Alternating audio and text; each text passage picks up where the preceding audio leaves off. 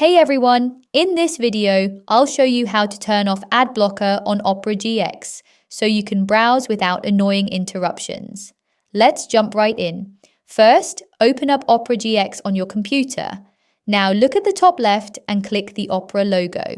From the drop-down menu, click on Settings. Once you're in the settings, scroll down or click on Privacy and Security.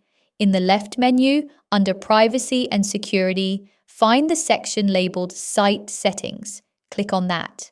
Now scroll down and look for pop-ups and redirects. Go ahead and click it.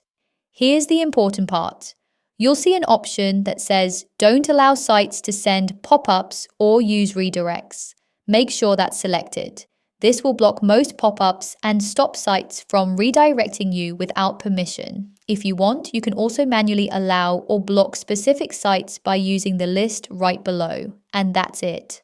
Pop-ups and unwanted redirects should now be blocked in Opera GX, quick, easy, and way less annoying. Hope that helped. If it did, don't forget to like and subscribe for more Opera GX tips.